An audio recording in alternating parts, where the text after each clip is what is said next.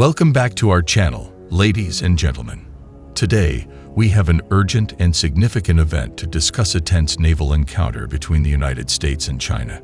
This incident unfolded near Guam waters, and it has already sparked concerns about escalating tensions. Join us as we dive into the details and shed light on this critical situation.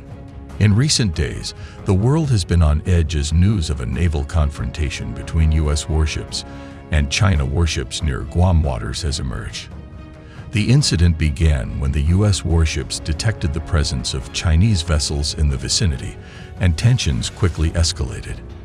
The situation reached a breaking point when shots were fired, leading to a highly volatile and dangerous situation. This confrontation marks a significant escalation in the already tense relations between the United States and China. Both nations have been engaged in a series of disputes, ranging from trade and technology to territorial claims in the South China Sea.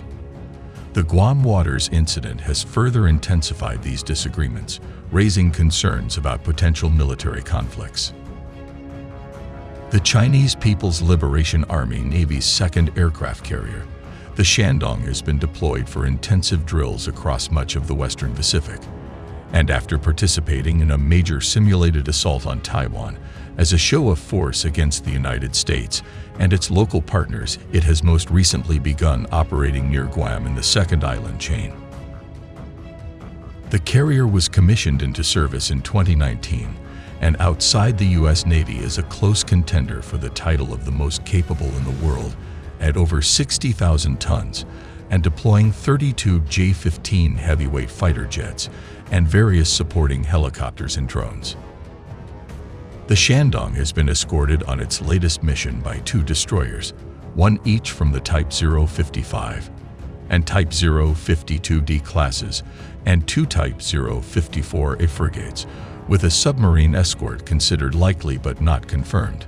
Two comprehensive replenishment ships of the Type 901 and Type 903 classes have also accompanied the strike group, allowing the carrier and surface combatants to remain at sea considerably longer despite expending considerable resources in exercises. The Shandong's exercises near Guam were interpreted by a number of analysts as a show of force aimed at the United States, which relies heavily on air and naval bases there to be able to maintain its large military presence in East Asia. Exercises near Guam have been far from uncommon in the past at times of high tensions with the untied states, a notable example being H-6 bombers' rehearsal of strikes near the island in October 2017 as tensions peaked over the Korean peninsula. China at the time sought to draw a red line against possible American attacks on its neighbor and treaty ally North Korea. North Korea itself simulated missile attacks on Guam at the time, which was expected to be a primary target of tactical missile attacks should the U.S. launch a war. After the Shandong and Liaoning launched their first major joint exercises in the Pacific in December 2021, the Liaoning in May 2022 launched over 100 sorties near Okinawa, another leading hub of U.S. military activities. The Liaoning trained near Guam in some of its most recent Far Sea exercises in December 2022.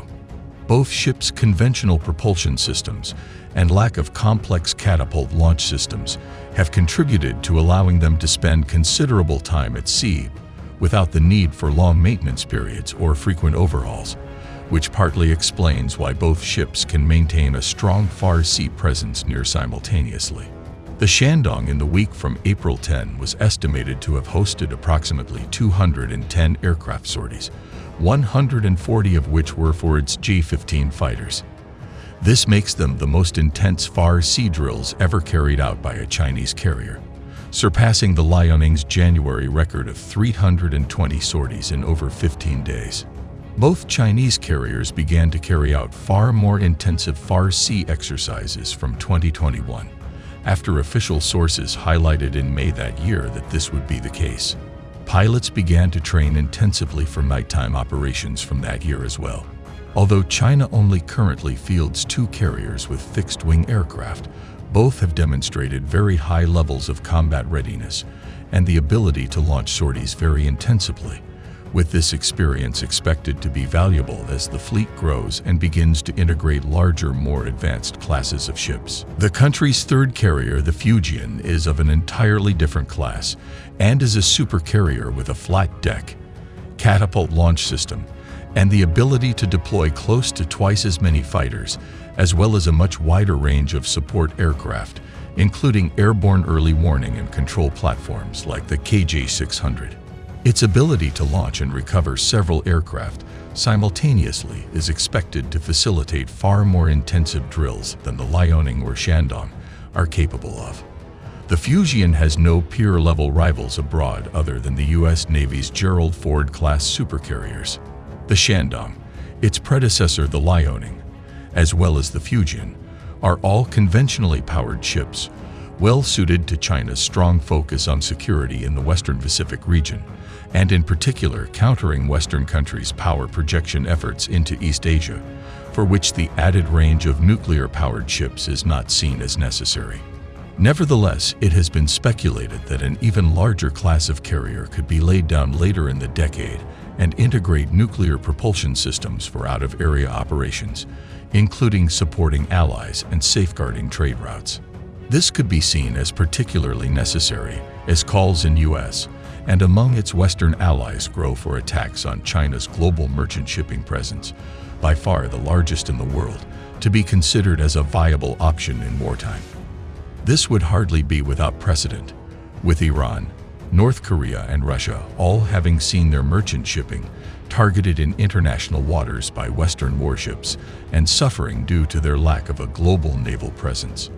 Laying down a nuclear-powered carrier would coincide with the PLA Air Force's expected initial acquisitions of its first intercontinental range bombers, the H-20s, which will be capable of extended operations beyond East Asia.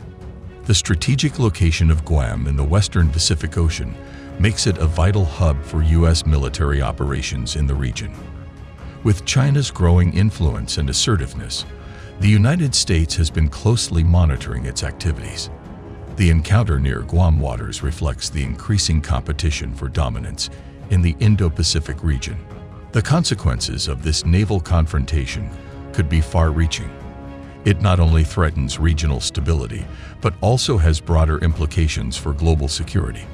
As the world's two largest economies and military powers, the actions of the United States and China reverberate throughout the international community. The international response to this incident has been mixed. Many countries have expressed concerns and called for de-escalation, emphasizing the importance of resolving disputes through peaceful means.